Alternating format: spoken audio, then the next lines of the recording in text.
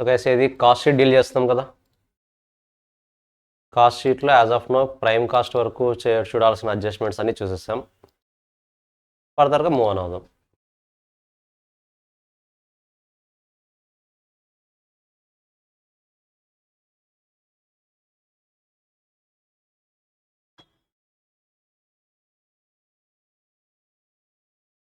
So prime cost వరకు అయిపోయింది కదా.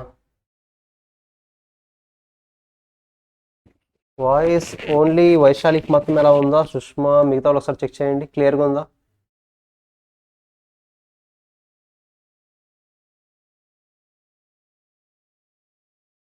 అందరికి అలాగా ఉందా? ఫుల్ వాల్యూమ్లోనే ఉంది యాజ్ ఆఫ్ నౌ. ఒకసారి వైశాలి అండ్ ఎవరు సృజని ఒకసారి కన్ఫర్మ్ చేయండి, క్లియర్గానే వస్తుందా వాయిస్? ఇప్పుడు వాల్యూమ్ ఫుల్గానే ఉంది నా సైడ్ నుండి. Yes, okay. So guys, as of now మనము ప్రైమ్ కాస్ట్ వరకు నేర్చుకున్నాం. సో సింపుల్గా ప్రైమ్ కాస్ట్లో ఏమి యూజ్ చేస్తాం? Raw material consumed, direct material, nothing but direct raw material consumed, direct labour, direct expenses. Raw material consumed ఒకటి. Consumed అనే వర్డ్కి ఎలా ఐడెంటిఫై చేయాలి అనడానికి మనము లిఫో మెథడ్, ఫిఫో మెథడ్ని యూజ్ చేసి ఐడెంటిఫై చేసాం నిన్నంతా కూడా. Yes, perfect. So raw material కన్జ్యూమ్డ్కి direct labour, direct expenses add చేస్తే మనకు ప్రైమ్ కాస్ట్ వస్తుంది. యాజ్ ఆఫ్ నో ఇంతవరకు చూసాం. వన్స్ ప్రైమ్ కాస్ట్ వచ్చిన తర్వాత ఇమీడియట్గా మనం ఏం యాడ్ చేస్తాం మన పర్ఫార్మాలో? Indirect cost.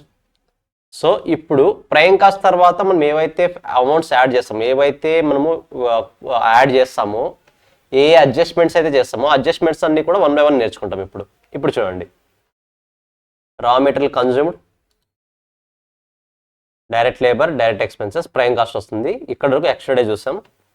ఇప్పుడు manufacturing overheads or production overheads, nothing but manufacturing డిపార్ట్మెంట్లో ఇంకర్ అయ్యే ఇండైరెక్ట్ ఎక్స్పెన్సెస్.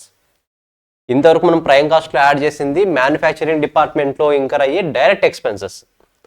ఇప్పుడేం యాడ్ చేస్తున్నాం? మ్యానుఫ్యాక్చరింగ్ డిపార్ట్మెంట్లో ఇంకర్ అయ్యే ఇండైరెక్ట్ ఎక్స్పెన్సెస్ యాడ్ చేస్తున్నాం. So that we will get factory cost, or దాన్నే వర్క్స్ కాస్ట్ అని కూడా అంటాం. Gross factory cost or works cost అంటాం. సో కింద డేటా ఉంది, ఐడెంటిఫై చేయండి ఫ్యాక్టరీ కాస్ట్. చూద్దాం. Example 7. Just indirect expense add చేస్తాం అంతే. ఇప్పుడు indirect expenses in manufacturing department.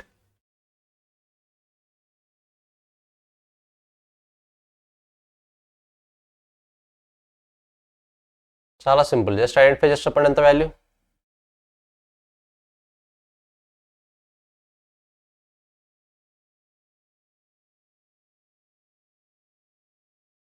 Already రా మెటీరియల్ కన్జ్యూమ్డ్ ఇచ్చేసారు.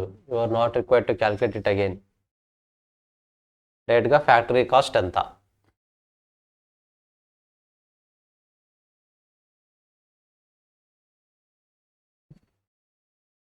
సార్ ఇది చాలా సింపుల్, జస్ట్ అడిషన్ చేయడం అంతే. So 4,000 plus 3,000, 7,000, 7,000 plus 5,000, 12,000, 12,000 plus 2,500. 12,000 prime కాస్ట్కి 2,500 అనేది మనం ఏం యాడ్ చేస్తున్నాం? ఇండైరెక్ట్ ఎక్స్పెన్స్ యాడ్ చేస్తున్నాం. సో ఓవరాల్గా ఎంత వస్తుంది? 14,500. పర్ఫెక్ట్. ఇప్పుడు మీరు పర్ఫార్మా అబ్జర్వ్ చేస్తే, మనం డే 1 రోజు రాసిన పర్ఫార్మా అబ్జర్వ్ చేస్తే, ఫ్యాక్టరీ కాస్ట్ వచ్చిన తర్వాత నథింగ్ బట్ ప్రైమ్ కాస్ట్కి ఇండైరెక్ట్ ఎక్స్పెన్సెస్ యాడ్ చేసిన తర్వాత ఫ్యాక్టరీ కాస్ట్ వస్తుంది. గ్రాస్ ఫ్యాక్టరీ కాస్ట్ అంటాం. గ్రాస్ ఫ్యాక్టరీ కాస్ట్ వచ్చి నెట్ ఫ్యాక్టరీ కాస్ట్ కావాలి అంటే వర్కింగ్ ప్రోగ్రెస్ అడ్జస్ట్మెంట్స్ అని చెప్పాం. మీరు బాగా అబ్జర్వ్ చేస్తే గ్రాస్ ఫ్యాక్టరీ కాస్ట్ నుంచి వర్కింగ్ ప్రోగ్రెస్ అడ్జస్ట్మెంట్స్ చేస్తే నెట్ ఫ్యాక్టరీ కాస్ట్ వస్తుందని చెప్పాం. మరి ఆ వర్కింగ్ ప్రోగ్రెస్ అడ్జస్ట్మెంట్స్ ఏంటి? సింపుల్, మనకి 2 టైప్ ఆఫ్ వర్కింగ్ ప్రోగ్రెస్ ఉంటాయి. ఫస్ట్ వర్కింగ్ ప్రోగ్రెస్ అంటే ఏంటంటే రా మెటీరియల్ మీద సమ్ పోర్షన్ ఆఫ్ వర్క్ జరిగి ఉంటుంది. మనము ఇయర్లో రా మెటీరియల్ ఇంట్రడ్యూస్ చేసి ఉంటాం, దీని మీద సమ్ పోర్షన్ ఆఫ్ వర్క్ జరిగి ఉంటుంది. లెట్స్ సే 40% ఆఫ్ వర్క్ జరిగింది. ఇంకా రిమైనింగ్ 60% ఆఫ్ వర్క్ జరిగితే ఫినిష్డ్ గుడ్గా కన్వర్ట్ అవుతుంది. రిమైనింగ్ 50% ఆఫ్ వర్క్ జరిగితే ఇది ఫినిష్డ్ గుడ్గా కన్వర్ట్ అవుతుంది. కానీ జరిగింది ఓన్లీ 40%. అంటే ఆల్రెడీ రా మెటీరియల్ని సమ్ వర్క్ చేసిన తర్వాత సమ్ కన్వర్షన్ జరిగింది, నెక్స్ట్ ఇయర్లో 60% ఆఫ్ వర్క్ జరుగుతుంది, అప్పుడు ఫినిష్డ్గా కన్వర్ట్ అవుతుంది అది. అంటే రా మెటీరియల్ అనాలి అంటే మనం ఒక ప్రోడక్ట్ని రా మెటీరియల్ అనాలి అంటే దాని మీద 0% ఆఫ్ వర్క్ జరిగి ఉండాలి. నథింగ్ బట్ రా డేటా అంటాం కదా, అందుకనే రా మెటీరియల్ అంటాం. దాని మీద 0% ఆఫ్ వర్క్ జరిగి ఉంటుంది, అప్పుడు మాత్రమే రా మెటీరియల్ అంటాం. దాని మీద 100% వర్క్ జరిగిందా, it will be called as finished goods. 0% of work అయితే రా మెటీరియల్, 100% ఆఫ్ వర్క్ జరిగిందా, it will be called as finished goods. మరి 0 to 100% మధ్యలో ఏ పొజిషన్లో అయినా సరే it will be called as work in progress. It will be called as work in progress. Nothing but ఇంకా ప్రాసెస్లో ఉంది అని, ఇంకా కంప్లీట్గా ఫినిష్ గుడ్గా కన్వర్ట్ అవ్వలేదు. అలా అని చెప్పేసి దీన్ని రా మెటీరియల్ అనొచ్చా అంటే రా మెటీరియల్ కూడా అనకూడదు. ఎందుకు అనకూడదు అంటే దాని మీద ఆల్రెడీ సమ్ వర్క్ జరిగింది. ఇలాంటి టైప్ ఆఫ్ గుడ్స్ కొన్ని ఉంటాయి, అంటే వర్క్ స్టార్ట్ అయింటుంది కానీ కంప్లీట్ అవ్వలేదు. ఇంకా వర్క్ అయితే స్టార్ట్ అయింది ప్రోడక్ట్ మీద, బట్ కంప్లీట్ అవ్వలేదు. ఇలాంటి టైప్ ఆఫ్ ప్రోడక్ట్స్ని వర్క్ ఇన్ ప్రోగ్రెస్ అంటాం. సో ఇలాంటి వర్కింగ్ ప్రోగ్రెస్లో ఓపెనింగ్ స్టాక్లో యాడ్ చేయాలి. Add opening working progress less closing working progress. ఎందుకు యాడ్ చేయాలి? మనం పర్టికులర్గా ఈ ప్రోడక్ట్కి సంబంధించిన కాస్ట్ ఐడెంటిఫై చేయాలి అంటే ప్రీవియస్ ఇయర్ యొక్క క్లోజింగ్ స్టాక్, అంటే ప్రీవియస్ ఇయర్లో క్లోజింగ్ స్టాక్ ఉంటుంది, ప్రీవియస్ ఇయర్లో అది క్లోజింగ్ స్టాక్గా ఉంది అంటే దాని మీద సమ్ వర్క్ జరిగి ఉంటుంది డెఫినెట్గా. ప్రీవియస్ ఇయర్లో క్లోజింగ్ స్టాక్గా ఉంది అంటే దాని మీద సమ్ వర్క్ జరిగి ఉంటుంది. ఆ ప్రీవియస్ ఇయర్లో జరిగిన వర్క్ ఈ ప్రోడక్ట్కి సంబంధించిందే కదా. మనం ఏదైతే ప్రోడక్ట్ గురించి థింక్ చేస్తామో ఆ ప్రోడక్ట్కి సంబంధించిందే. లెట్సే నేను ప్రోడక్ట్ ఎక్స్ని ప్రొడ్యూస్ చేయాలి, దీనికి రా మెటీరియల్ ఏ కావాలి, ప్రోడక్ట్ ఎక్స్ని ప్రొడ్యూస్ చేయాలి, ఫినిష్డ్ గుడ్స్ ఎక్స్ని ప్రొడ్యూస్ చేయాలంటే నాకు రా మెటీరియల్ ఏ కావాలి. ప్రీవియస్ ఇయర్లో రా మెటీరియల్ ఏని ఇంట్రడ్యూస్ చేశాను, వీటి మీద 40% ఆఫ్ వర్క్ జరిగింది. రిమైనింగ్ 60% ఆఫ్ వర్క్ ఈ ఇయర్లో జరుగుతుంది, ప్రజెంట్ ఇయర్లో జరుగుతుంది. ప్రోడక్ట్ ఎక్స్ అనేది ఈ ఇయర్లో కంప్లీట్ అవుతుంది నాకు. సో ప్రోడక్ట్ ఎక్స్ కోసం నేను ఓవరాల్గా ఎంత కాస్ట్ ఇంకర్ అయ్యానో తెలుసుకోవాలి అంటే డెఫినెట్గా నేను ఏం చేయాలి, ఈ 40% ఆఫ్ వర్క్ ప్రీవియస్ ఇయర్లో ఏదైతే జరిగిందో దాన్ని డెఫినెట్గా యాడ్ చేయాలి. నేను ప్రీవియస్ ఇయర్లో ప్రోడక్ట్ ఎక్స్ యొక్క కాస్ట్ నాకు తెలియాలి అంటే ప్రీవియస్ ఇయర్లో ఎంత అయితే అమౌంట్ నేను ఇంకర్ అయ్యానో నేను ఇంకర్ అయిన అమౌంట్ని డెఫినెట్గా యాడ్ చేయాలి. కాబట్టి ఓపెనింగ్ వర్కింగ్ ప్రోగ్రెస్ని యాడ్ చేస్తాను. సేమ్ అలాగే ఈ ఇయర్లో కూడా ప్రోడక్ట్ ఎక్స్ ఇంకా కంప్లీట్ అవ్వలేదు, ఇంకా సమ్ పోర్షన్ రిమైనింగ్ బ్యాలెన్స్ ఉంది, అది నెక్స్ట్ ఇయర్ అలాగే యాడ్ చేస్తాం. మరి కాబట్టి ఈ ఇయర్లో ఏం చేస్తాం, లెస్ చేస్తాం. అది నెక్స్ట్ ఇయర్లో కన్సిడర్ చేస్తాం కాబట్టి నెక్స్ట్ ఇయర్లో ఓపెనింగ్ స్టాక్గా మరి అది ఓపెన్ స్టాక్ అయ్యి యాడ్ అవుతుంది కాబట్టి ప్రోడక్ట్కి ఈ ఇయర్లో ఏం కన్సిడర్ చేస్తాం, క్లోజింగ్ స్టాక్ని లెస్ చేస్తాం. సింపుల్, ఓపెనింగ్ స్టాక్ని యాడ్ చేయండి, క్లోజింగ్ స్టాక్ని లెస్ చేయండి. సో అప్పుడు మీకు గ్రాస్ ఫ్యాక్టరీ కాస్ట్ నుంచి నెట్ ఫ్యాక్టరీ కాస్ట్ వస్తుంది. గ్రాస్ ఫ్యాక్టరీ కాస్ట్ నుంచి నెట్ ఫ్యాక్టరీ కాస్ట్ అని వస్తుంది. క్వశ్చన్లో గ్రాస్ నెట్ అని ఏమీ చెప్పలేదు, జస్ట్ నెట్ ఫ్యాక్టరీ కాస్ట్ అని చెప్పాడంటే దాని మీనింగ్ ఏంటి, ఓన్లీ ఫ్యాక్టరీ కాస్ట్ అనే వర్డ్ యూస్ చేశాడంటే దాని మీనింగ్ ఏంటి, it will be considered as net factory cost. ఏ క్వశ్చన్లో అయినా సరే జస్ట్ నెట్ ఫ్యాక్టరీ కాస్ట్ అనే వర్డ్ యూస్ చేశాడు అంటే ఓన్లీ ఫ్యాక్టరీ కాస్ట్ అనే వర్డ్ యూస్ చేశాడంటే it is assumed to be net factory cost. అలా కాకుండా గ్రాస్ ఫ్యాక్టరీ కాస్ట్ అయితే స్పెసిఫిక్గా గ్రాస్ అనే వర్డ్ మెన్షన్ చేస్తారు, స్పెసిఫిక్గా గ్రాస్ అనే వర్డ్ని మెన్షన్ చేస్తారు. ఇప్పుడు దీన్ని బేస్ చేసుకుని ఎగ్జాంపుల్ 8 ట్రై చేయండి. జస్ట్ ఓపెనింగ్ స్టాక్ యాడ్ చేయాలి, క్లోజింగ్ స్టాక్ లెస్ చేయాలి. ఓపెనింగ్ వర్కింగ్ ప్రోగ్రెస్ అయితే యాడ్ చేయాలి, క్లోజింగ్ వర్కింగ్ ప్రోగ్రెస్ అయితే లెస్ చేయాలి. ట్రై చేయండి.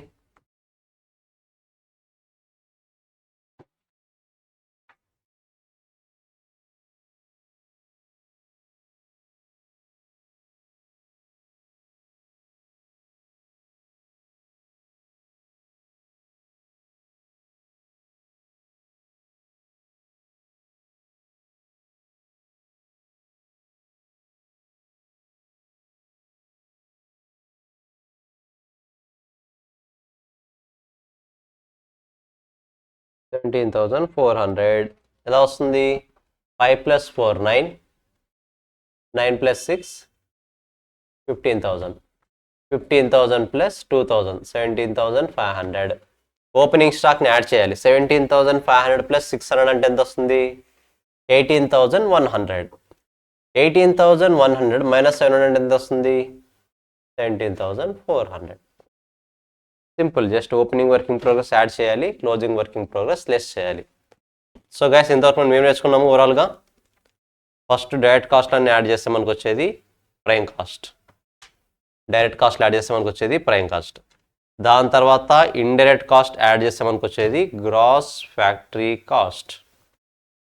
సో మ్యానుఫ్యాక్చరింగ్ డిపార్ట్మెంట్లో ఇంకా అయ్యే ఇండైరెక్ట్ కాస్ట్ యాడ్ చేస్తే మనకు వచ్చేది గ్రాస్ ఫ్యాక్టరీ కాస్ట్. ఈ గ్రాస్ ఫ్యాక్టరీ కాస్ట్కి వర్కింగ్ ప్రోగ్రెస్ అడ్జస్ట్మెంట్ చేస్తే మనకు వచ్చేది నెట్ ఫ్యాక్టరీ కాస్ట్. ఇంతవరకు చూసాం యాజ్ ఆఫ్ నో ఇంతవరకు కావాల్సిన రిక్వైర్మెంట్ అంతా చూసాం. ఓకే, నెక్స్ట్ ఇంకేం చేయాలి? వెయిట్, ఫ్యాక్టరీ కాస్ట్ ఐడెంటిఫై చేయండి. రివర్స్ క్యాలిక్యులేషన్ ఒకసారి ట్రై చేయండి గైస్. రివర్స్ క్యాలిక్యులేషన్ ఎలా వస్తుంది? నార్మల్గా మీరు నార్మల్ ప్రొసీజర్ అయితే యాడ్ చేయాల్సిన ప్లేస్లో యాడ్ చేస్తారు, లెస్ చేయాల్సిన ప్లేస్లో లెస్ చేస్తారు. రివర్స్ వర్కింగ్ అయితే ఏమవుతుంది? యాడ్ చేయాల్సిన ప్లేస్లో లెస్ చేయాలి, లెస్ చేయాల్సిన ప్లేస్లో యాడ్ చేయాలి. ఐడెంటిఫై చేయండి. ప్రైమ్ కాస్ట్ ఐడెంటిఫై చేయాలంట. ఫ్యాక్టరీ కాస్ట్ ఇచ్చాడు మనకు, ప్రైమ్ కాస్ట్ ఐడెంటిఫై చేయాలి. రివర్స్ క్యాలిక్యులేషన్స్ అంతే. 7,000ని బేస్గా తీసుకోండి, క్లోజింగ్ వర్కింగ్ ప్రోగ్రెస్ లెస్ చేశారు కాబట్టి ఇప్పుడు యాడ్ చేయాలి. I hope you all are familiar with these kind of questions. Try చేయండి ఒకసారి.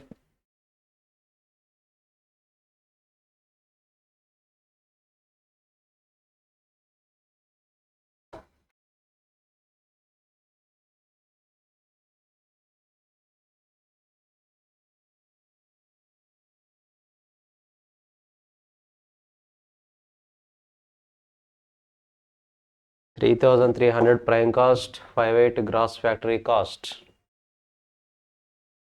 So 7,000 plus 6,000 minus 1,800 ఎంత వస్తుంది? 5,800. 5,800. 5,800 minus 2,500. 3,300 prime cost. గైస్ మిగతా ట్రై చేయండి త్వరగా.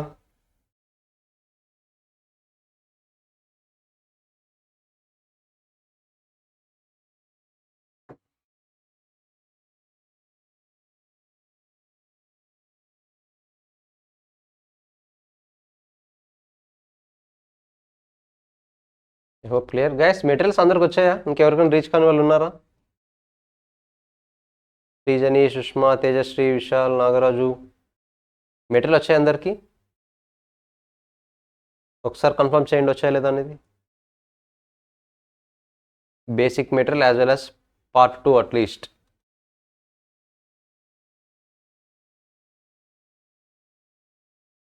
సుష్మా రాలేదు. I think last time Sushma మీకు ప్రతాప్ సార్ మెసేజ్ చేయమన్నాను కదా, చేశారా? పేపర్ 1 వస్తుంది. Okay, as of now at least నడుతున్నది బేసిక్ బుక్. అట్లీస్ట్ ఈ బేసిక్ మెటీరియల్ వచ్చింది. ఇప్పుడు మనం డీల్ చేస్తున్న బేసిక్ మెటీరియల్.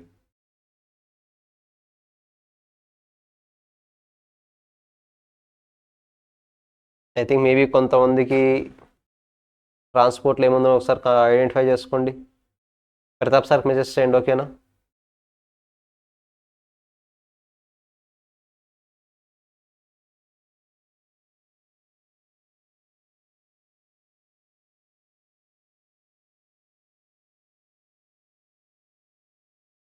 ఐ థింక్ కొంతమందికి సెండ్ అయిపోయాయి ఆల్రెడీ, మేబీ ట్రాన్స్పోర్టేషన్లో ఉంటాయి. బట్ ఇంకా ఏమీ అప్డేట్ రాని వల్ల ఒకసారి ప్రతాప్ సార్ మెసేజ్ చేయండి. ఓకేనా? లేదు అది పాసిబుల్. అట్లీస్ట్ సాఫ్ట్ కాపీ వచ్చింది కదా, బేసిక్ మెటీరియల్ సాఫ్ట్ కాపీ వచ్చిందా అట్లీస్ట్? ఎస్. ఐ మీన్ ఎక్కువ మంది స్టూడెంట్స్ రావడం వల్ల స్టాక్ అయిపోయాయి. బట్ స్టాక్ మరి వస్తున్నాయి, డోంట్ వరీ, వచ్చేస్తాయి మీకు. ఆల్రెడీ కొంతమందికి సెండ్ చేశారు, మేబీ 2-3 మెంబర్స్కి మాత్రమే స్టాప్ అయి ఉంటుంది. ఓకే, వాళ్ళకు కూడా వచ్చేస్తాయి. I have at least soft copy వచ్చింది అనుకుంటున్నాను బేసిక్ మెటీరియల్. మీకు ఆ పార్టీ సరిపోతుంది, అది no issue. So no need to worry, ఆ పార్టీకి వచ్చేస్తాయి. ఓకేనా?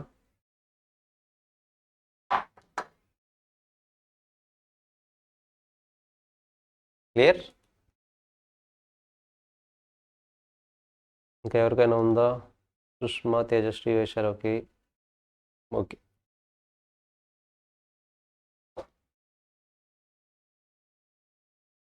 సో మనం ఏం ఐడెంటిఫై చేసాం? Gross factory cost, working progress, net factory cost identify చేసాం. నెట్ ఫ్యాక్టరీ కాస్ట్ నుంచి మనం కాస్ట్ ఆఫ్ ప్రొడక్షన్ ఐడెంటిఫై చేయాలంటే ఒకే ఒక అడ్జస్ట్మెంట్ చేయాలి, nothing but factory cost, which means net factory cost. దీని నుంచి కాస్ట్ ఆఫ్ ప్రొడక్షన్ కావాలంటే administration over heads relating to production, ఈ ఒక్క కాస్ట్ యాడ్ చేయాలి. అసలు ఏంటి expenses? Let's say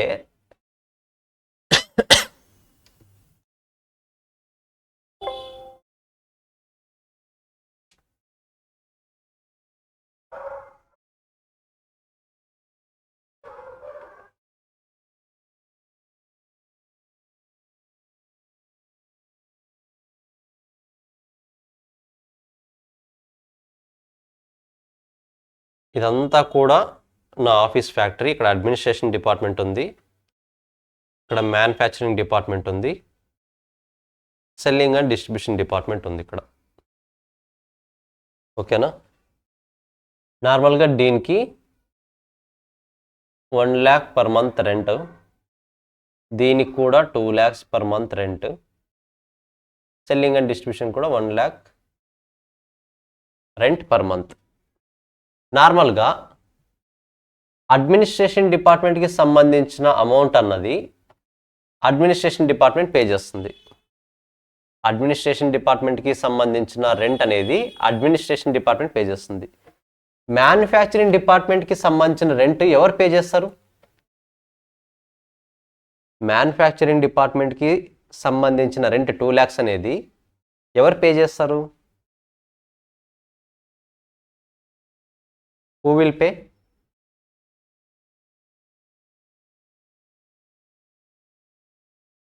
guys right answer. మీకు కావాల్సిన కరెక్ట్ ఆన్సర్ కాదు, జస్ట్ మీకు తెలిసిన మీ ఎస్టిమేషన్ ప్రకారం, మీ అనాలిసిస్ ప్రకారం ఎవరు పే చేస్తారో ఐడెంటిఫై చేయండి అంతే.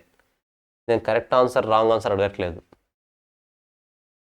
According to your analysis, according to your experience, who will pay the manufacturing department rent 2 lakhs? ఎవరు పే చేస్తారు?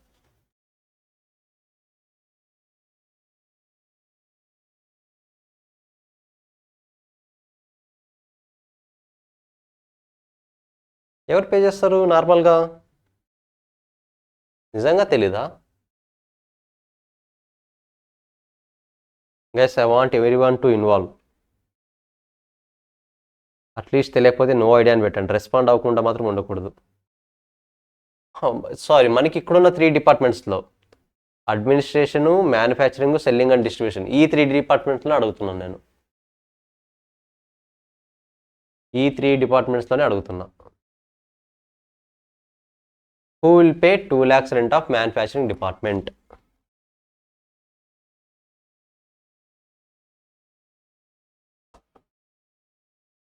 సింపుల్గా ఇది నా factory.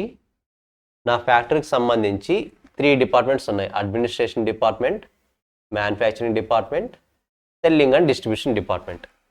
3 డిపార్ట్మెంట్స్కి 3 different types of rents ఉన్నాయి. ఇప్పుడు మ్యానుఫ్యాక్చరింగ్ డిపార్ట్మెంట్ కూడా 2 lakhs పే చేయాలి. ఆ మ్యానుఫ్యాక్చరింగ్ డిపార్ట్మెంట్ పే చేయాల్సిన 2 lakhs రెంట్ ఎవరు పే చేస్తారు?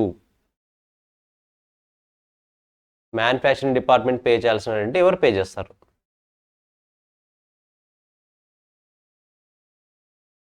అడ్మినిస్ట్రేషన్ పే చేస్తుందా, మ్యానుఫ్యాక్చరింగే పే చేస్తుందా, సెల్లింగ్ అండ్ డిస్ట్రిబ్యూషన్ పే చేస్తుందా?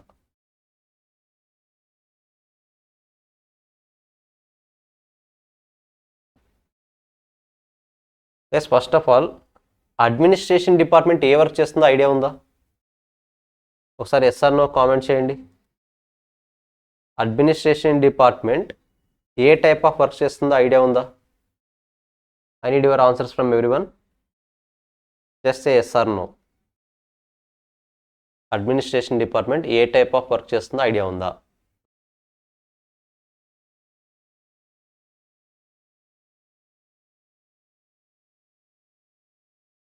Guys just say yes or no. తెలిస్తే తెలియకపోతే తెలిసేలా డిస్కస్ చేద్దాం. తెలిస్తే డిస్కస్ చేయాల్సిన అవసరం లేదు. Without your input I can't proceed. మీ ఇన్పుట్ లేకుండా నేను కంటిన్యూ అవ్వలేను. What about remaining?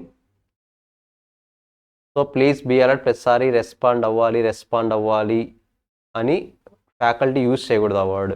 It's a bad sign. Management related, yes, no. So guys సింపుల్గా చెప్పాలంటే అడ్మినిస్ట్రేషన్ డిపార్ట్మెంట్ అనేది మ్యానుఫ్యాక్చరింగ్ డిపార్ట్మెంట్లో ఎనీ కాస్ట్ ఇన్వాల్వ్ అవ్వదు, కానీ ఎంటైర్ కంపెనీకి కావాల్సిన ప్రతి ఒక్క వర్క్ కూడా అడ్మినిస్ట్రేషన్ డిపార్ట్మెంట్ నుంచే స్టార్ట్ అవుతుంది. ఐ మీన్ మ్యానుఫ్యాక్చరింగ్ డిపార్ట్మెంట్కి సంబంధించినా సరే, సెల్లింగ్ అండ్ డిస్ట్రిబ్యూషన్ డిపార్ట్మెంట్కి సంబంధించినా సరే, ప్రతిదాన్ని కూడా మేనేజ్ చేస్తుంది అడ్మినిస్ట్రేషన్ డిపార్ట్మెంట్ అనేది. సో మేనేజ్మెంట్ రిలేటెడ్ వర్క్ అంతా కూడా అడ్మినిస్ట్రేషన్లోనే జరుగుతుంది. మేనేజ్మెంట్ రిలేటెడ్ వర్క్ అంతా కూడా అడ్మినిస్ట్రేషన్లోనే జరుగుతుంది. సో ఫర్ ఎగ్జాంపుల్ ఒక ప్రోడక్ట్ని సేల్ చేశారు, క్యాష్ వచ్చింది, ఆ క్యాష్ ఎంత వచ్చింది, డిస్కౌంట్ ఎంత ఇచ్చారు, ఆ అమౌంట్ ఎప్పుడు డిపాజిట్ చేస్తారు, ఇలాంటి రిలేటెడ్ వర్క్స్ అన్నీ కూడా అడ్మినిస్ట్రేషన్ డిపార్ట్మెంట్ చూసుకుంటుంది. నథింగ్ బట్ అక్కడ ఫినాన్స్ డిపార్ట్మెంట్ ఉండొచ్చు, క్యాష్ డిపార్ట్మెంట్ ఉండొచ్చు, మరి ఒక్కొక్క డిపార్ట్మెంట్లో సబ్ డివిజన్స్ చాలా ఉంటాయి. ఇప్పుడు అడ్మినిస్ట్రేషన్ డిపార్ట్మెంట్లో ఫినాన్స్ డివిజన్ ఉంటుంది, లేదా నథింగ్ బట్ వర్కర్స్ డివిజన్ ఉంటుంది. అలా డిఫరెంట్ డిపార్ట్మెంట్స్ ఉంటాయి మరి ఇంటర్నల్గా. But these are the three main departments మనకు. సో మ్యానుఫ్యాక్చరింగ్ డిపార్ట్మెంట్కి సంబంధించి 2 lakhs అనేది ఎవరు రెంట్ పే చేస్తారంటే అడ్మినిస్ట్రేషన్ డిపార్ట్మెంట్ పే చేస్తుంది. ఎందుకంటే కస్టమర్ నుంచి వచ్చే మనీ మొత్తం కూడా అల్టిమేట్గా at the end of the day వచ్చేది అడ్మినిస్ట్రేషన్ డిపార్ట్మెంట్ దగ్గరకే. సో కంపెనీ రిసీవ్ చేసుకోవాల్సిన ప్రతి 1 రూపీ కూడా ఫైనల్గా వచ్చేది అడ్మినిస్ట్రేషన్ డిపార్ట్మెంట్ దగ్గరికే. కాబట్టి అడ్మినిస్ట్రేషన్ డిపార్ట్మెంట్ దీనికి పే చేస్తుంది. ఛార్జ్ చేసేది మ్యానుఫ్యాక్చరింగ్ డిపార్ట్మెంట్కే. ఆన్ బిహాఫ్ ఆఫ్ మ్యానుఫ్యాక్చరింగ్ డిపార్ట్మెంటే ఎక్స్పెన్స్గా ట్రీట్ చేస్తారు. కానీ క్యాష్ అంతా ఎవరి దగ్గర ఉంటుంది? అడ్మినిస్ట్రేషన్ దగ్గర ఉంటుంది. సో ఇప్పుడు అడ్మినిస్ట్రేషన్ డిపార్ట్మెంట్ మ్యానుఫ్యాక్చరింగ్కి సంబంధించిన పేమెంట్స్ చేస్తుంది.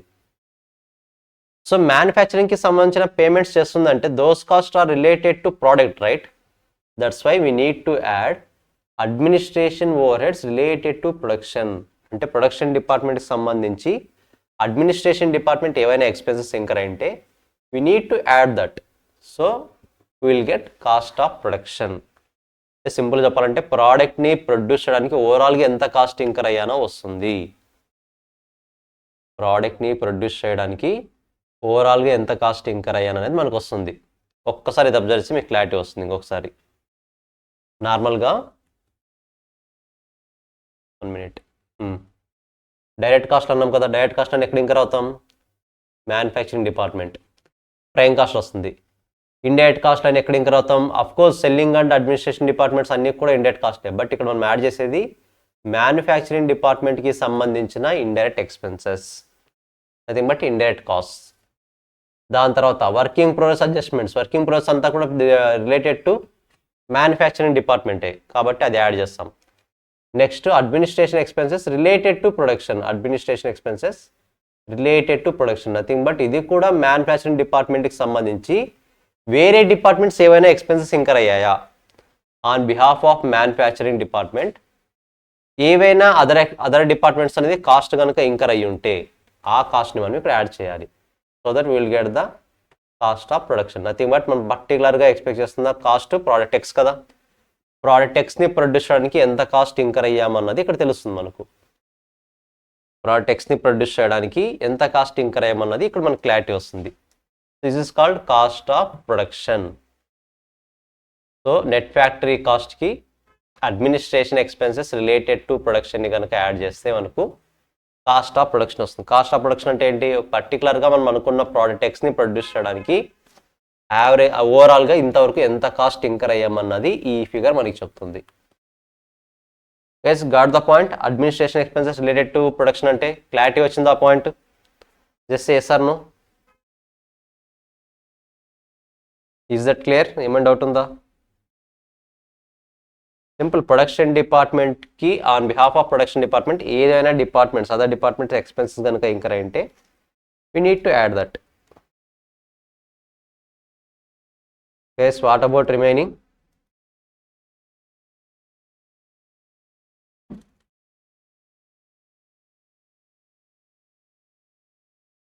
Yes, remaining అర్థమైందనా అర్థం అవ్వలేదనా?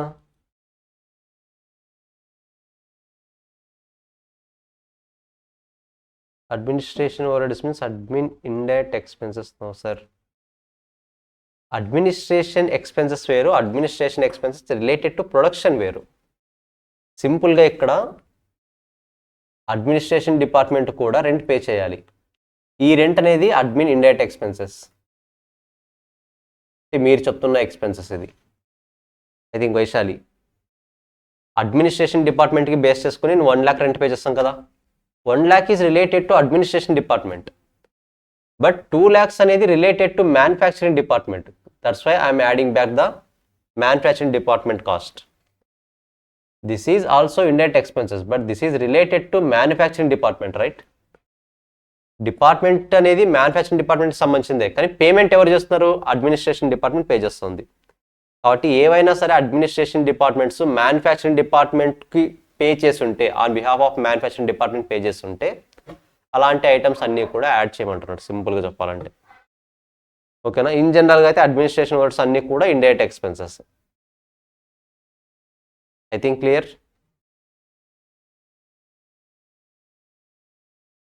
Okay, so then try question number 10, example 10. Very simple.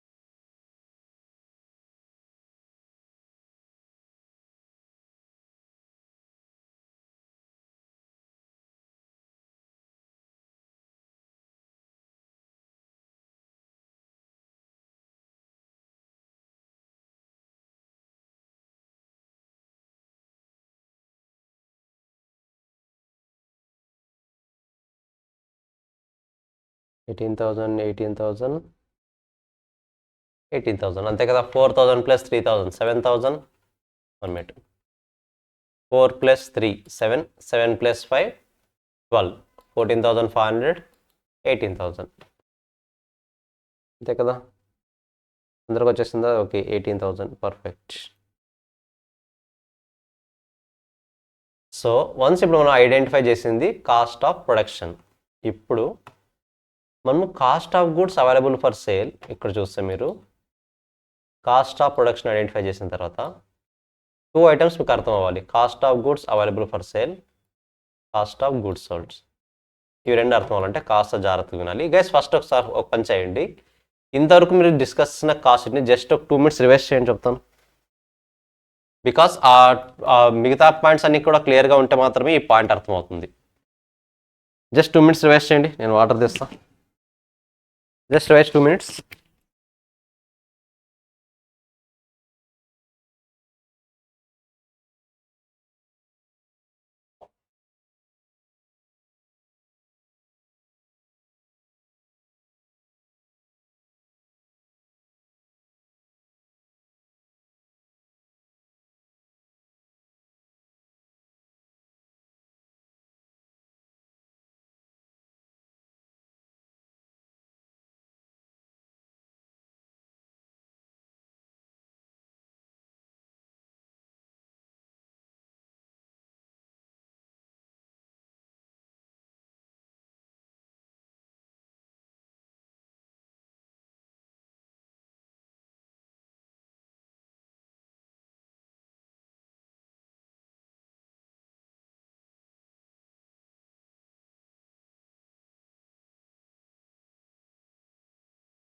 Guys ఒకసారి చూడండి ఇప్పుడు.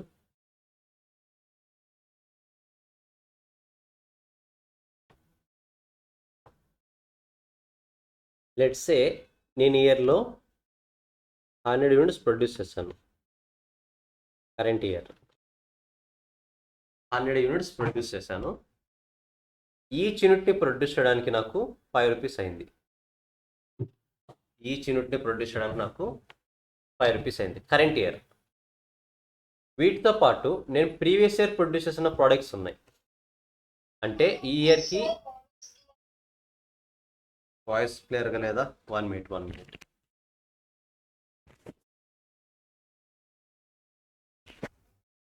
No clear? ఒకసారి కన్ఫర్మ్ చేయండి. ఇప్పుడు ఓకేనా? Yes, okay. సో నేను కరెంట్ ఇయర్లో అంటే ప్రజెంట్ ఇయర్లో 100 యూనిట్స్ ప్రొడ్యూస్ చేశాను. 100 100 యూనిట్స్ ప్రొడ్యూస్ చేశాను. ఈచ్ యూనిట్ని ప్రొడ్యూస్ చేయడానికి నాకు 5 రూపీస్ అయింది. Cost per unit 5 rupees. దీంతో పాటు నాకు ప్రీవియస్ ఇయర్లో ప్రొడ్యూస్ చేసిన ప్రోడక్ట్స్ కొన్ని ఉన్నాయి. సో ఓపెనింగ్ స్టాక్ 50 యూనిట్స్ ఉన్నాయి. బట్ వీటిని ప్రొడ్యూస్ చేయడానికి లాస్ట్ ఇయర్ 4 రూపీస్ అయింది నాకు. వీటిని ప్రొడ్యూస్ చేయడానికి లాస్ట్ ఇయర్ 4 రూపీస్ అయింది. సో ఓపెనింగ్ స్టాక్ ఏమో 50 యూనిట్స్ ఉన్నాయి. కరెంట్ ఇయర్లో ఏమో 100 యూనిట్స్ ప్రొడ్యూస్ చేశాను. సో ఓపెనింగ్ స్టాక్ ఏమో 50 యూనిట్స్ ఉన్నాయి. కరెంట్ ఇయర్లో ఏమో 100 యూనిట్స్ ప్రొడ్యూస్ చేశాను. ఈ రెండింటిని యాడ్ చేస్తే 150 యూనిట్స్ వస్తుంది. మరి 150 యూనిట్స్ ఏమంటాం? So 150 units are available to sale. Nothing but నేను 150 యూనిట్స్ని సేల్ చేయడానికి స్కోప్ ఉంది నాకు. Goods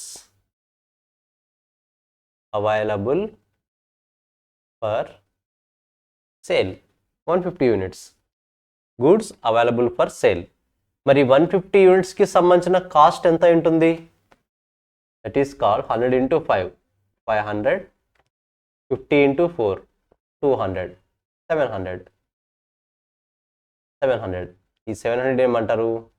cost of goods available for sale. Wait, cost of goods available for sale. Sir మరీ ఎక్స్ప్లెయిన్ చేస్తున్నా. ప్రజెంట్ కరెంట్ ఇయర్లో నేను 100 యూనిట్స్ ప్రొడ్యూస్ చేశాను. ఈచ్ యూనిట్ని ప్రొడ్యూస్ చేయడానికి నాకు 5 రూపీస్ వచ్చింది. కాస్ట్ 5 రూపీస్ అయింది. సో కరెంట్ ఇయర్లో ప్రొడ్యూస్ చేసిన గూడ్స్ యొక్క వాల్యూ ఎంత? నాకు 500 రూపీస్. సేమ్ ఇలాంటి గూడ్స్ ప్రీవియస్ ఇయర్లో ప్రొడ్యూస్ చేశాను. అవి కొన్ని సేల్ అయ్యాయి, కొన్ని క్లోజింగ్ స్టాక్లో ఉండిపోయినాయి. అవి ఈ ఇయర్కి ఓపెనింగ్ స్టాక్ అయ్యాయి 50 యూనిట్స్. బట్ ఈచ్ యూనిట్ని ప్రొడ్యూస్ చేయడానికి లాస్ట్ ఇయర్ నాకు 4 రూపీస్ అయింది. కాబట్టి కాస్ట్ ఆఫ్ ప్రొడక్షన్ అంతా ఇప్పుడు 200 రూపీస్ ప్రీవియస్ ఇయర్ది. So 500 rupees current cost of production, 200 is previous cost of production. So as of now నేను ఈ పీరియడ్లో నాకు సేల్ చేయడానికి ఎన్ని గూడ్స్ అవైలబుల్ ఉన్నాయంటే 150 గూడ్స్ అవైలబుల్ ఫర్ సేల్ 150. మరి ఇది 150 యూనిట్స్కి సంబంధించిన కాస్ట్ ఎంత అంటే 700 రూపీస్. ఎలా వచ్చింది? నేను ఈ ఇయర్లో ప్రొడ్యూస్ చేసిన యూనిట్స్ని కాస్ట్ పర్ యూనిట్తో మల్టిప్లై చేశాను, ప్లస్ లాస్ట్ ఇయర్లో ప్రొడ్యూస్ చేసిన యూనిట్స్ని కాస్ట్ పర్ యూనిట్తో మల్టిప్లై చేశాను. ఈ రెండింటిని చేస్తే 700 రూపీస్ వస్తుంది. This is called cost of goods available for sale. ఒక్కసారి చూడండి, ఇది కాస్ట్ ఆఫ్ ప్రొడక్షన్ ఐడెంటిఫై చేసాము. యాడ్ ఓపెనింగ్ ఫినిష్డ్ గూడ్స్ అంటే ఇక్కడ మనకు ఫినిష్డ్ గుడ్స్ వచ్చేసాయి. As of now cost of production identify చేసాము అంటే we have finished goods. So మన ఎగ్జాంపుల్లో 100 యూనిట్స్కి సంబంధించి ఎంత వచ్చింది? కాస్ట్ 500 రూపీస్ వచ్చింది. కాస్ట్ 100 యూనిట్స్కి సంబంధించి ఇక్కడ రాస్తాను units. 100 units cost of production ఈ ఇయర్లో 100 యూనిట్స్ ప్రొడ్యూస్ చేస్తాను. దానికి సంబంధించి కాస్ట్ ఎంత ఓవరాల్గా? 500 rupees. 500 rupees. Next opening stock of finished goods. Opening stock of finished goods. మనకు ఓపెనింగ్ స్టాక్ ఎన్ని ఉన్నాయి? 50. మరి 50 యూనిట్స్కి సంబంధించిన కాస్ట్ ఎంత? మన ఎగ్జాంపుల్లో 200. ఎలా వచ్చింది 200? 50 into 4, రైట్? 50 into 4. కాబట్టి ఇక్కడ బాగా అబ్జర్వ్ చేయండి. Number of units 50 into last year cost of production, nothing but 50 into 4. మీరు బాగా అబ్జర్వ్ చేయండి. ఓపెనింగ్ స్టాక్ని యాడ్ చేస్తున్నప్పుడు లాస్ట్ ఇయర్ కాస్ట్ ఆఫ్ ప్రొడక్షన్ని తీసుకుంటున్నాం. Because opening stock is related to previous year. Previous ఇయర్లో 1 యూనిట్ని ప్రొడ్యూస్ చేయడానికి ఎంత కాస్ట్ అయితే మీరు ఇంకర్ అయ్యారో ఓన్లీ ఆ కాస్ట్ని మాత్రమే యాడ్ చేయాలి. ఓన్లీ ఆ కాస్ట్ని మాత్రమే యాడ్ చేయాలి. కాబట్టి 200 రూపీస్ వచ్చింది నాకు. So this is called cost of goods available for sale. So total 150 units available ఉన్న సేల్ చేయడానికి. వాటి కాస్ట్ ఎంత? 700. యాజ్ ఆఫ్ ఇక్కడ వరకు డిస్కస్ చేసాం మనం. ఒకసారి కన్ఫర్మ్ చేయండి, పాయింట్ క్లియరా? Cost of goods available for sale 150 units ఎలా వచ్చింది, 700 రూపీస్ ఎలా వచ్చింది, ఇది క్లియర్? ఒకసారి కన్ఫర్మ్ చేయండి అందరు నాకు.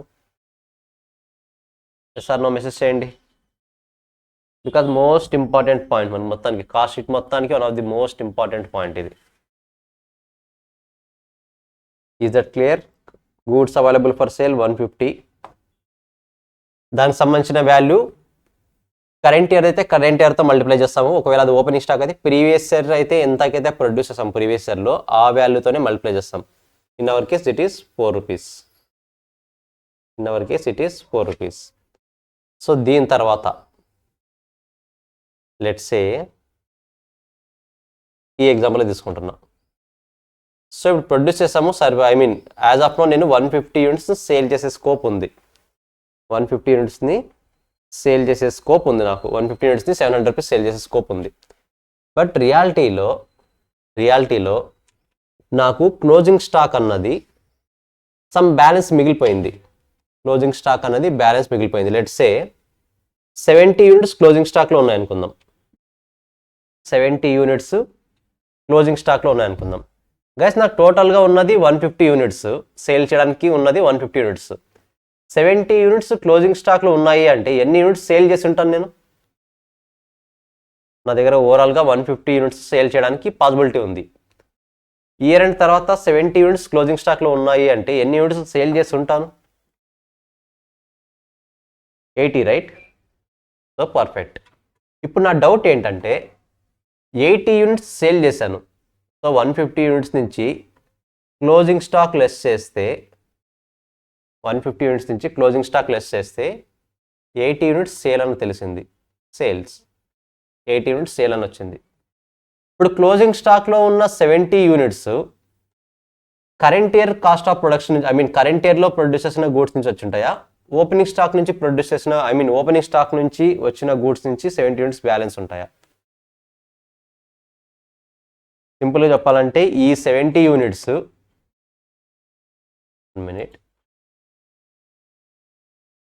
ఈ 70 యూనిట్స్ ఎక్కడివి? ఓపెనింగ్ స్టాక్లోవా, కరెంట్ ఇయర్లో ప్రొడ్యూస్ చేసిన గూడ్స్లోవా? 50 యూనిట్స్ ఆర్ 100 యూనిట్స్ దేని నుంచి వచ్చి ఉంటాయి? 50 యూనిట్స్ ఆర్ 100 యూనిట్స్ దేనికి సంబంధించి వచ్చి ఉంటాయి? Current year, opening stock. Guys remaining, what is your opinion? So క్వశ్చన్లో ఏమీ మెన్షన్ చేయలేదంటే it is always assumed to be FIFO method. క్వశ్చన్లో ఏమీ మనకు ఇన్ఫర్మేషన్ ఇవ్వలేదు అంటే దాని మీనింగ్ ఏంటి? They are following FIFO method.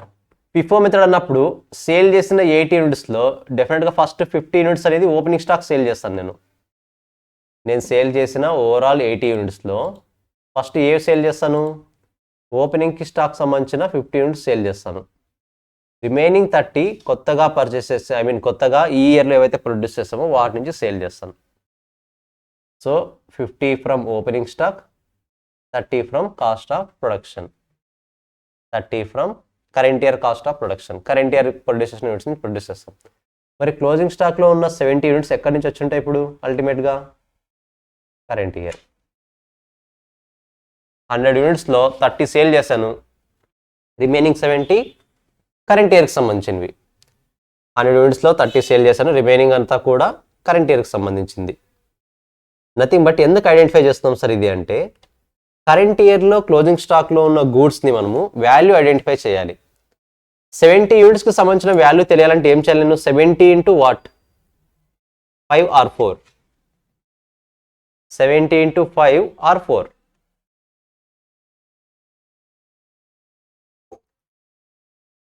5, right? ఎందుకు? కరెంట్ ఇయర్కి సంబంధించింది కాబట్టి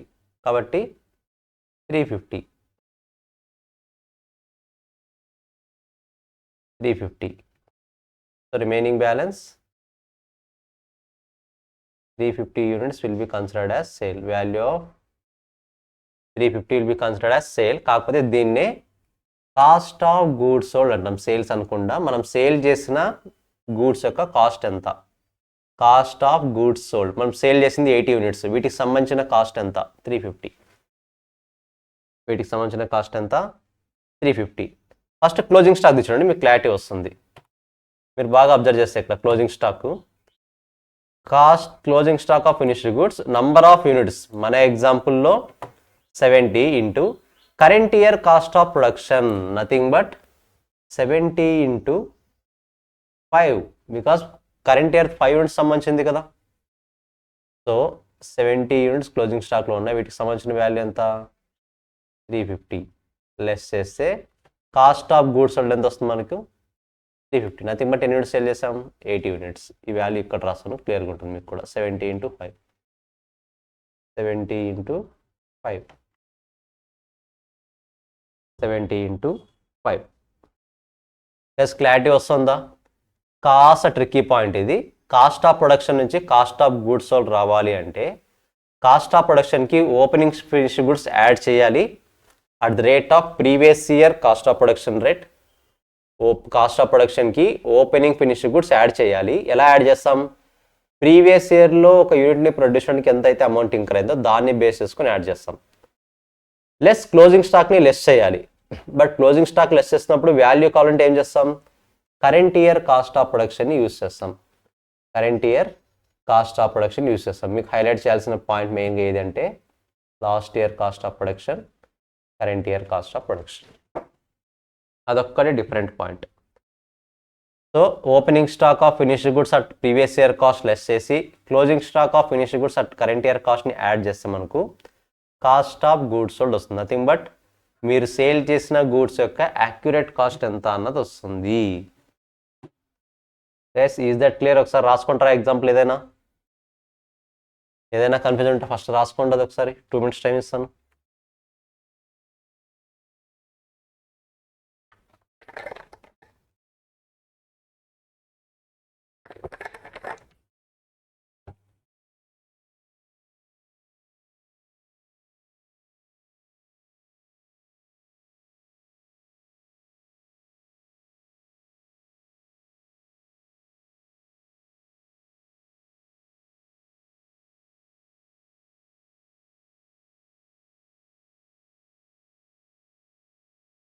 If you have any doubts, yes, you can ask.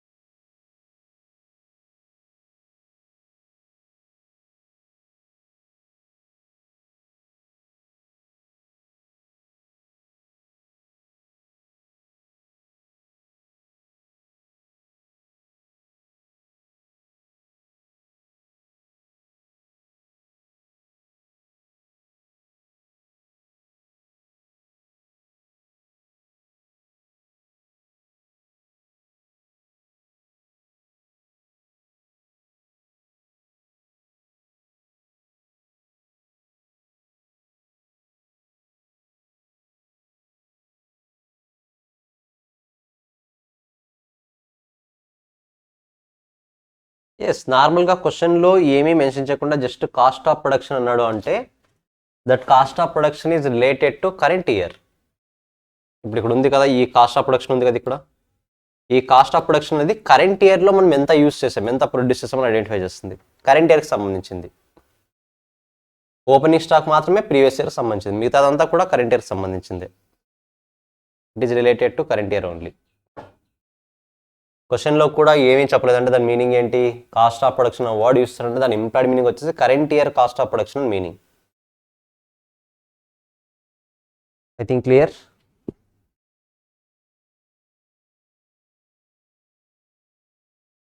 Next example 11 చేసేయండి, మీకున్న కన్ఫ్యూజన్స్ అన్నీ ఎగిరిపోతాయి.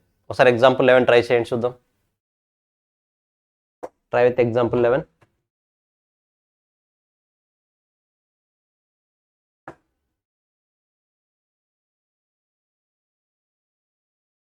అందరూ చేయాలి.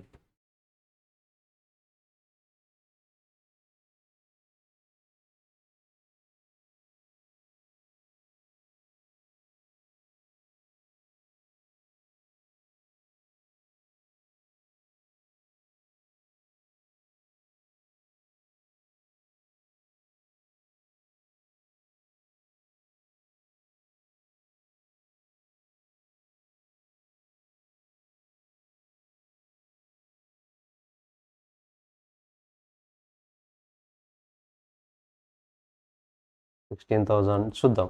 అందరూ చేయనివ్వండి.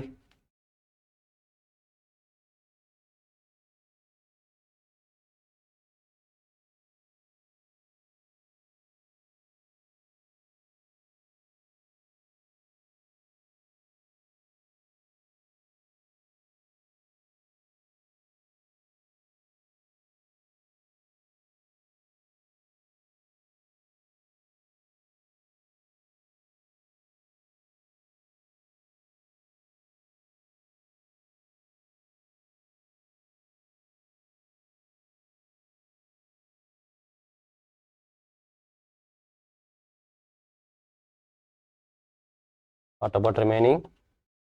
ట్రై చేయండి, లేట్ అయినా పర్లేదు, ట్రై చేయండి, సైలెంట్గా అయితే ఉండొద్దు. 2 minutes డిలే అయినా పర్లేదు, మీరు ట్రై చేయాలి, ఆన్సర్స్ చెప్పాలి. రైట్ ఆర్ రాంగ్ అని secondary. You have to involve your self.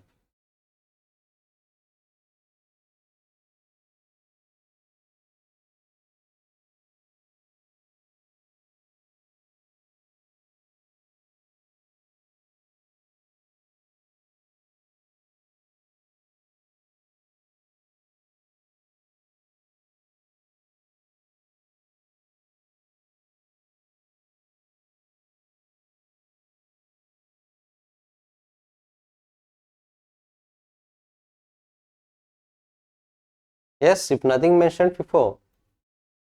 క్వశ్చన్లో ఏం మెన్షన్ చేయలేదంటే ఫిఫో మెథడే. క్వశ్చన్లో ఏం మెన్షన్ చేయలేదు కదా. Is assumed to B FIFO.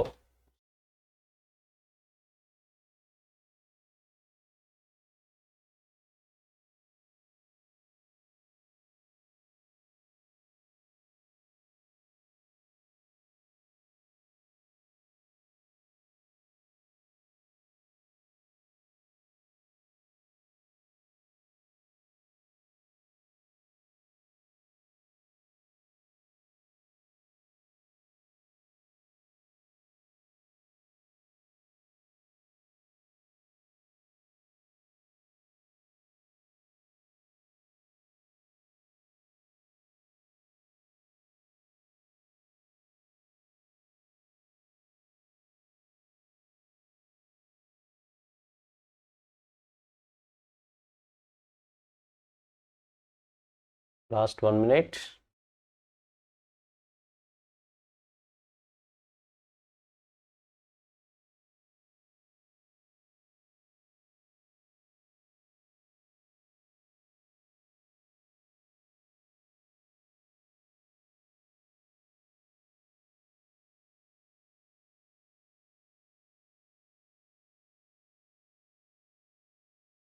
So direct material consumed 5,000 plus labor 2,000 plus expenses 4,000, total 11,000. So 11,000 prime cost వచ్చింది. ప్రైమ్ కాస్ట్కి manufacturing overheads nothing but indirect expense add చేస్తే 13,500 is related to gross factory cost. So adjustments ఏమి ఇవ్వలేదు కాబట్టి ఇంక వదిలేస్తున్నాం మనము. Net factory cost రావట్లేదు, it is assume to be net factory cost. Administration overheads add చేసిన తర్వాత నథింగ్ బట్ 18,000 రూపీస్ వస్తుంది. సో 13,500 ప్లస్ 4,500 ఓవరాల్గా 18,000 రూపీస్ వస్తుంది. వన్స్ ఈ 18,000 అనేది ఎన్ని యూనిట్స్కి సంబంధించిందంట? 100 యూనిట్స్. 18,000 అనేది 100 యూనిట్స్కి సంబంధించింది. Nothing but cost per unit ఎంత అవుతుంది? 180. So cost per unit is 180 rupees. ఇప్పుడు మనకు cost of goods sold identify చేయాలంటే, మనం సేల్ చేసిన యూనిట్స్ ఐడెంటిఫై చేయాలి యాజ్ వెల్ యాజ్ వాటి కాస్ట్ ఐడెంటిఫై చేయాలి అంటే ఫస్ట్ ఓపెనింగ్ స్టాక్లో ఎన్ని యూనిట్స్ ఉన్నాయో మనం కన్సిడర్ చేయాలి. ఓపెనింగ్ స్టాక్లో ఎన్ని యూనిట్స్ ఉన్నాయి? 20 యూనిట్స్. మరి 20 యూనిట్స్కి సంబంధించిన వాల్యూ ఎంత లాస్ట్ ఇయర్లో? 100 రూపీస్. ఈ ఇయర్ 180 కరెంట్ ఇయర్లో, బట్ లాస్ట్ ఇయర్లో ఎంత ప్రొడ్యూస్ చేసాము? 100 రూపీస్కే ప్రొడ్యూస్ చేసాం. Nothing but 20 into 100 2,000. Nothing but 20,200 units అనేది ఏదైతే ఉందో యాజ్ ఆఫ్ నౌ 20,000 యూనిట్స్ ఎంత? 200. 180 ప్లస్ 20 సింపుల్గా తీసుకుంటే 180 plus 20. So cost of goods available for sale is 20,000. Goods available for sale is 200. అంటే 200 గూడ్స్ నాకు సేల్ చేయడానికి స్కోప్ ఉంది. సారీ 180 యూనిట్స్ 180 కదా. Wait 1 minute. గూడ్స్ ఎంత అవైలబిలిటీ ఉన్నాయి? కరెంట్ ఇయర్లో 100 units plus opening stock 20. 120 units నాకు సేల్ చేయడానికి స్కోప్ ఉంది. 120 యూనిట్స్ని నాకు 120 యూనిట్స్ అవైలబుల్ ఉన్నాయి సేల్ చేయడానికి. వాటి వాల్యూ ఎంత? 20,000. As of now 18 plus 2,000 20,000. But నా కాస్ట్ ఆఫ్ గూడ్స్ సోల్డ్ కావాలి అంటే, ఎన్ని గూడ్స్ సేల్ చేసానో తెలియాలంటే క్లోజింగ్ స్టాక్ని లిస్ట్ చేయాలి. క్లోజింగ్ స్టాక్లో ఎన్ని యూనిట్స్ ఉన్నాయి? 40 యూనిట్స్. మరి 40 యూనిట్స్కి సంబంధించిన వాల్యూ ఎంత? ఏ మెథడో చెప్పలేదు కాబట్టి it is assumed to B FIFO method. అంటే కరెంట్ ఇయర్లో నేను 40 యూనిట్స్ని ప్రొడ్యూస్ చేయడానికి 180 రూపీస్ యూస్ చేశాను. సో ఆటోమేటిక్గా ఎంత వస్తుంది 7,200 7,200 because closing stock 40 units related to current year right. Current ఇయర్లో ప్రొడ్యూషన్కి ఎంత యూనిట్స్ ఎంత అమౌంట్ యూస్ చేశాను 180. So 40 into 180 7,200. 20,000 minus 7,200 ఎంత వస్తుంది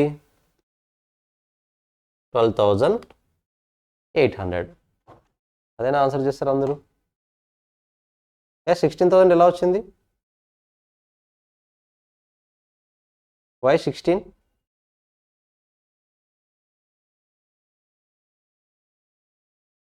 వై 16? ఎక్కడన్నా క్యాలిక్యులేషన్ మిస్టేక్ ఉందా మందే? 18,000 ఫర్ ఈచ్ యూనిట్ 180 రూపీస్ అవుతుంది. Opening stock 20 units, each one 100 అయితే 2,000 అవుతుంది. ఈచ్ వన్ 100 అయితే 2,000 అవుతుంది. So less closing stock. Closing stock అనేది 40 into 180 చేయాలి కదా.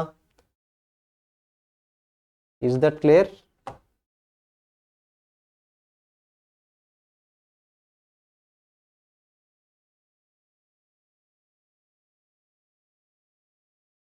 No, we should not take 100. 100 is related to previous year, right?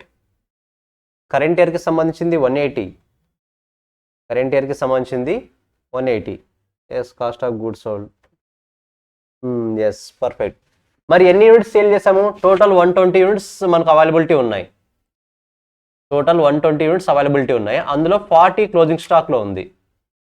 ఎన్ని సేల్ చేసి ఉంటాం? 80. So number of unit 80 sale చేసాం.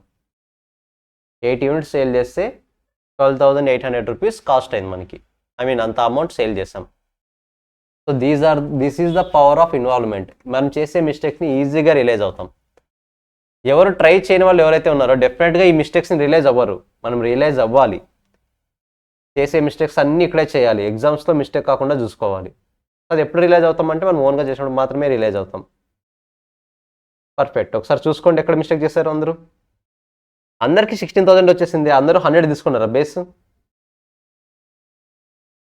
సేమ్ అందరూ 100 తీసుకున్నారా బేస్? 100 తీసుకోకూడదు కదా, because 100 is related to previous year right. This 100 is related to previous year. మనకు కావాల్సింది కరెంట్ ఇయర్ 180 రూపీస్. ఒకసారి రెక్టిఫై చేసుకొని రాసుకోండి. ఇంకెక్కడ మిస్టేక్ చేస్తారు? మిగతా వాళ్ళు ఎక్కడ మిస్టేక్ చేస్తారనిపిస్తుంది? చూసుకోండి ఒకసారి, రాసేయండి త్వరగా.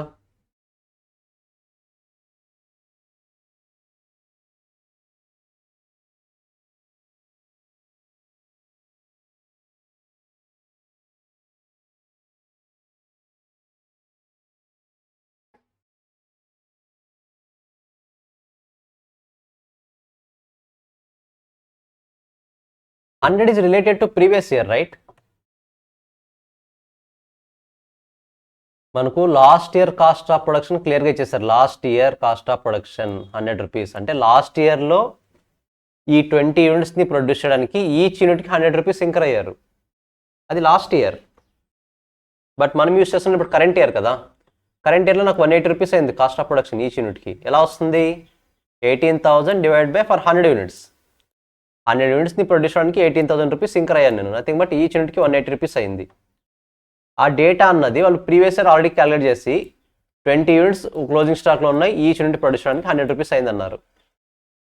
మీరు ఇంటూ 100 తీసుకుంటే that is related to previous year అవుతుంది కదా. ప్రీవియస్ ఇయర్ డేటా మనం ఎందుకు కన్సిడర్ చేయాలి? ఓన్లీ ఓపెనింగ్ స్టాక్కి మాత్రమే ప్రీవియస్ ఇయర్ డేటా కన్సిడర్ చేయాలి.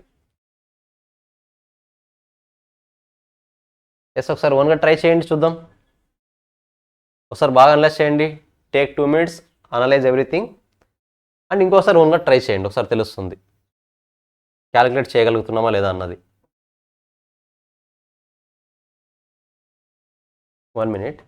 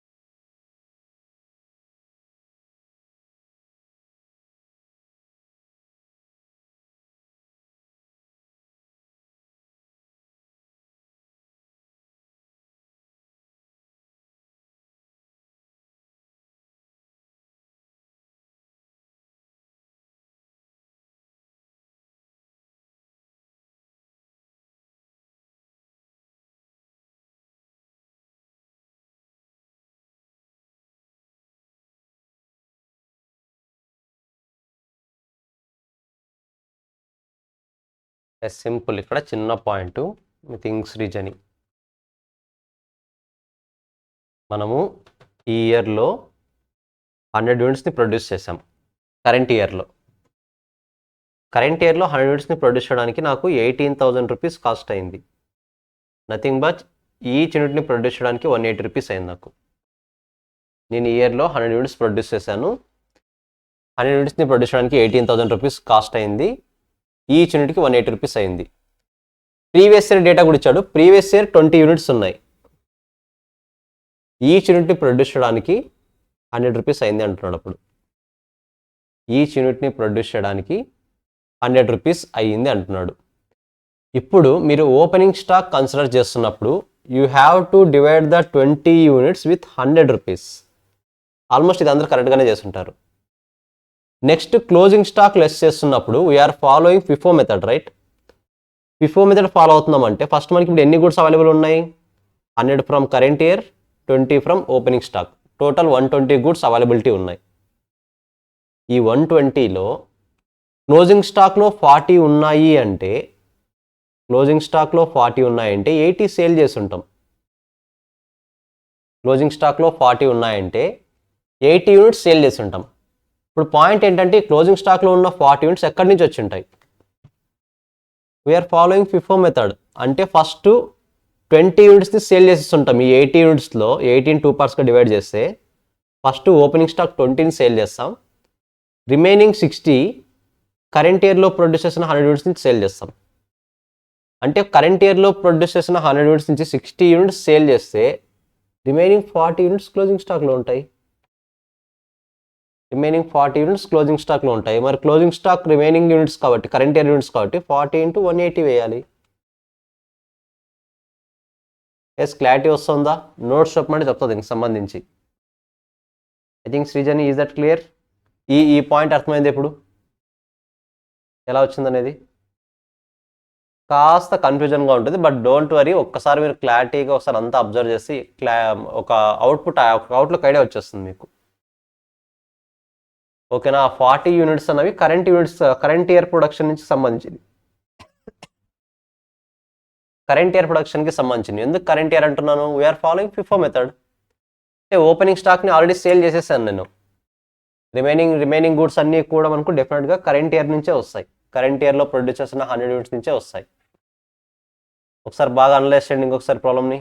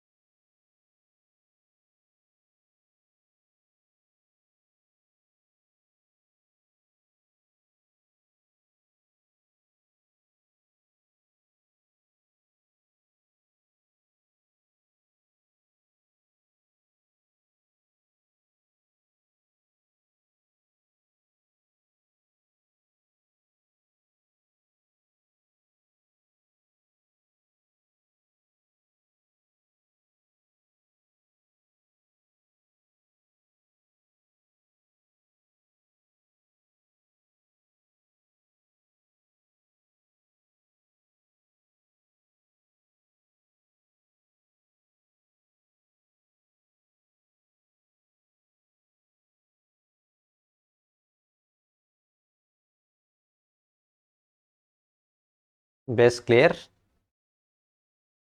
Same type question number 12 reverse calculations చేయాలి. ట్రై చేయండి చూద్దాం. ప్రతిదీ క్యాలిక్యులేట్ చేసి టెక్స్ట్ చేయండి. కాస్ట్ ఆఫ్ ప్రొడక్షన్ ఎంత, ఫ్యాక్టరీ కాస్ట్ ఎంత, గ్రాస్ ఫ్యాక్టరీ కాస్ట్ ఎంత, ప్రైమ్ కాస్ట్ ఎంత, టెక్స్ట్ చేయండి ఒకసారి చేసి.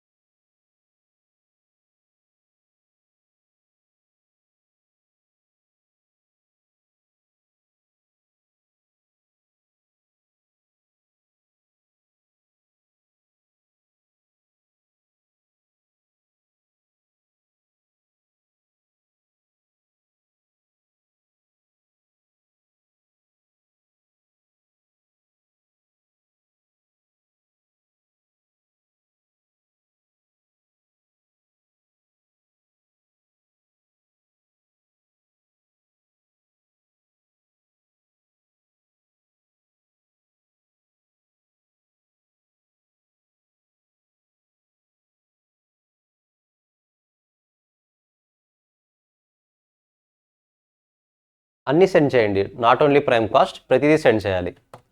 కాస్ట్ ఆఫ్ ప్రొడక్షన్ ఎంత, ఫ్యాక్టరీ కాస్ట్ ఎంత, గ్రాస్ ఫ్యాక్టరీ కాస్ట్ ఎంత, ప్రైమ్ కాస్ట్ ఎంత, అన్నీ సెండ్ చేయండి.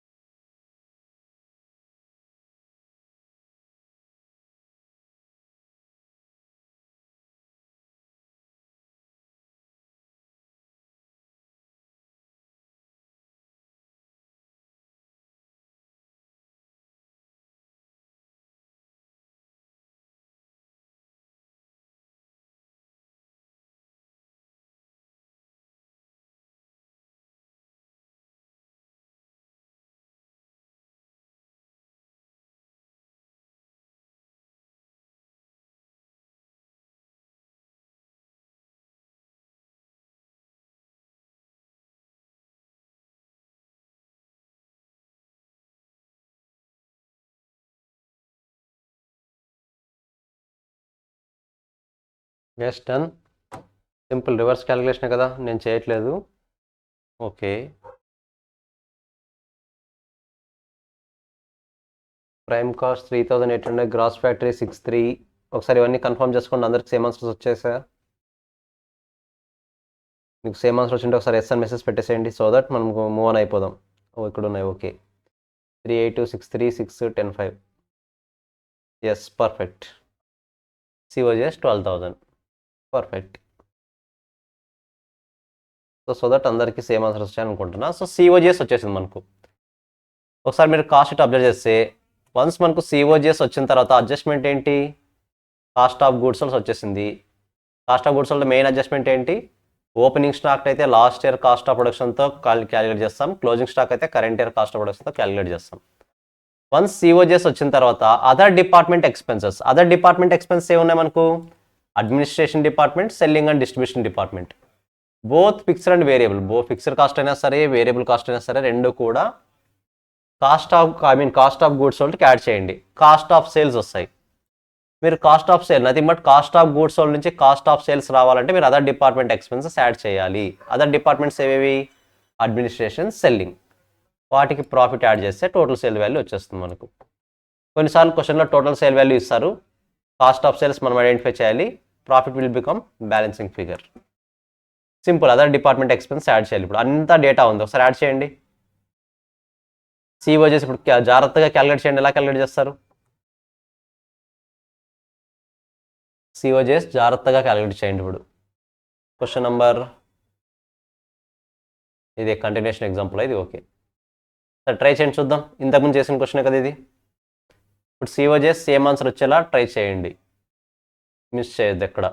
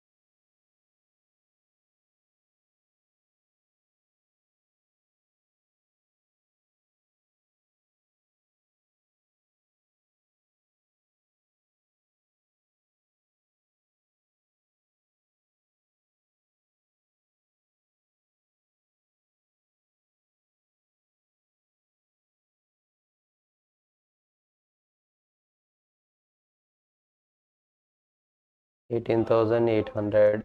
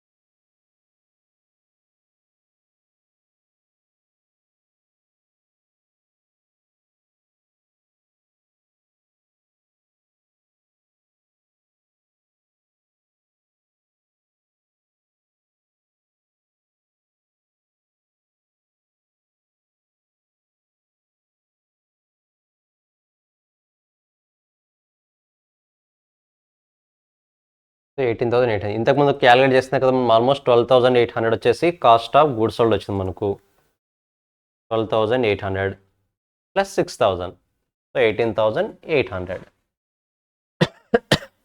ప్రాఫిట్ కూడా ఉంటే మనకు సేల్స్ వచ్చేస్తుంది. గైస్ ఇక్కడతో మీకు కాస్టింగ్ బేసిక్స్ అన్నవి మొత్తం కూడా కంప్లీటెడ్. కిందున్న స్టేట్మెంట్స్ ఇప్పుడే మీకు అర్థం కావు. కిందున్న స్టేట్మెంట్ మార్జినల్ కాస్టింగ్ అన్నీ ఇప్పుడే అర్థం కావు. మీకు సెక్షన్ సి కంప్లీట్ అయిన తర్వాత క్లారిటీ వస్తుంది. స్టాండర్డ్ కాస్టింగ్ అంటే ఏంటో కూడా మీకు ఇంకా తెలియదు. సో మనము డీటెయిల్గా నేర్చుకుంటాం ఫర్దర్ క్లాసెస్లో అవి. సో మీకు ఇక్కడతో అయితే కాస్టింగ్ బేసిక్స్ మొత్తం కంప్లీట్ అయిపోయింది. So from tomorrow onwards we are going to start section C in paper 2. Let me show you.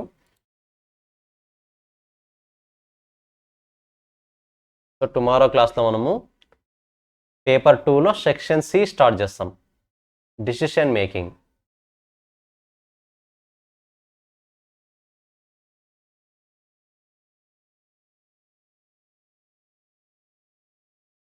So decision analysis tomorrow మనం ఈ చాప్టర్ని స్టార్ట్ చేయబోతున్నాం. Decision analysis. సో సెక్షన్ సిలో 3 టాపిక్స్ ఉంటాయి. One of the most important concept, 25% weightage almost. Nothing but out of 500 మనకు almost 125 marks వస్తాయి just ఈ 3 topics నుంచి. సో మోస్ట్ ఇంపార్టెంట్ కాబట్టి చాలా యాక్టివ్గా ఉండండి. మీరు రెస్పాన్స్నెస్ని ఇంకా ఇంక్రీజ్ చేసుకోండి. రెస్పాన్స్ అవ్వాలి, రెస్పాన్స్ అనేది ఎక్కువ ఉండాలి, ఇన్వాల్వ్మెంట్ అనేది ఎక్కువ ఉండాలి మీది. సో చెప్తాం కదా, యూఎస్ఎంఏలో faculty efforts only 30 to 40%. Remaining efforts అంతా కూడా మీరే పెట్టాలి. అందులో ఒక 10% ఎఫర్ట్స్ ఇన్వాల్వ్మెంట్లో ఉండాలి. ఫస్ట్ ఇన్వాల్వ్మెంట్ ఉంటే ఆటోమేటిక్గా మీరే రిలైజ్ అవుతారు. ఇంతకుముందు ఇన్వాల్వ్ అయ్యారు కాబట్టి మీరు చేసిన మిస్టేక్ మీరు రిలైజ్ అయ్యారు. ఐ థింక్ మనం చేసిన క్లోజింగ్ స్టాక్ వాల్యూ క్యాలిక్యులేషన్స్ మీరు లేదు జస్ట్ చూసుకొని రాసుకుంటాను, దాని తర్వాత మరీ రివైజ్ చేసుకుంటాను నేను అంటే మాత్రం యూజ్ ఉండదు. ఇన్వాల్వ్ అవ్వాలి, మిస్టేక్స్ చేయాలి, వాటిని రిలైజ్ అవ్వాలి. This is the right procedure. ప్రతి దాంట్లోనే ఇన్వాల్వ్ అవ్వాలి. ఆన్సర్ తెలియకపోయినా సరే అట్లీస్ట్ ఏదో ఒక ఆన్సర్ని ది బెస్ట్ రావడానికి ట్రై చేయాలి. అది రైట్ ఆన్సరా రాంగ్ ఆన్సరా సెకండరీ, మనం కేర్ చేయాల్సిన అవసరం లేదు అది ఇక్కడ. So even though right answer అయితే వెల్ అండ్ గుడ్, ఒకవేళ రాంగ్ ఆన్సర్ అయితే రెక్టిఫై చేసుకుంటాం. అంతేగాని రాంగ్ ఆన్సర్ చెప్తే ఏదో అయిపోతుంది అనే మైండ్ సెట్తో ఉండొద్దు. సో టుమారో నుంచి I want everyone to be involve 100%. నేను ప్రతిసారి ఇంకా రిపీట్ చేయకూడదు ఇన్వాల్వ్ అవ్వండి అని. డెఫినెట్గా మీరే ఇన్వాల్వ్ అవ్వాలి. If I feel you are not involving, ఒకవేళ నేను కనుక మీరు ఇన్వాల్వ్ అవ్వట్లేదని కనుక ఫీల్ అయ్యాను అనుకోండి, నా కాన్సెప్ట్ నేను ఈజీగా చెప్పుకుంటూ వెళ్ళిపోతా. అంటే మీతో సంబంధం లేకుండా నా కాన్సెప్ట్ నేను ఈజీగా చెప్పుకుంటూ వెళ్ళిపోతా. దానివల్ల ఏమవుతుంది, నా సిలబస్ త్వరగా కంప్లీట్ అవుతుంది అంతే, మీకంటే ఏమి యూజ్ ఉండదు. బట్ పర్పస్ అది కాదు కదా. మీకు క్లారిటీ రావాలి. మీకు క్లారిటీ రావాలంటే ఫస్ట్ మీ నుంచి రెస్పాన్స్ ఉండాలి. ఏమైనా డౌట్స్ ఉంటే అడగాలి. సైలెంట్గా ఉంటే మాత్రం మీరు ఏ టైప్ ఆఫ్ ఇష్యూస్ ఫేస్ చేస్తున్నారో మాకైతే తెలియదు. సో ఆన్లైన్లో ఉన్నారు కాబట్టి డెఫినెట్గా మీరే ఇనిషియేషన్ తీసుకోవాలి, మీరే అడగాలి డౌట్స్ ఏమైనా ఉంటే. ఓకేనా? సో ఫ్రమ్ టుమారో ఆన్వర్డ్స్ నేనైతే సెక్షన్ సి టాపిక్ 1 స్టార్ట్ చేస్తున్నా, CVP analysis. Guys, is that clear? Shall I close it for today? Is that clear?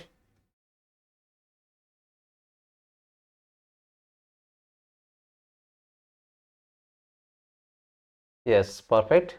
Guys ఒకసారి మెటీరియల్ రాని వాళ్ళు ప్రతి ఒక్కసారికి మెసేజ్ చేయండి, అప్డేట్ కనుక్కోండి. కొంతమంది ట్రాన్సిట్లో ఉంటాయి. సో ఒకసారి మీరే మెసేజ్ చేసి మీరే కన్ఫర్మ్ చేసుకోండి, ఓకేనా? చాలామందికి సెండ్ అయ్యి ట్రాన్సిట్లో ఉంటాయి, అంతే, అంతకుమించి ఏం లేదు. So this is all for the day. Next class meet అవుదాం. బాయ్. Yes, okay, bye.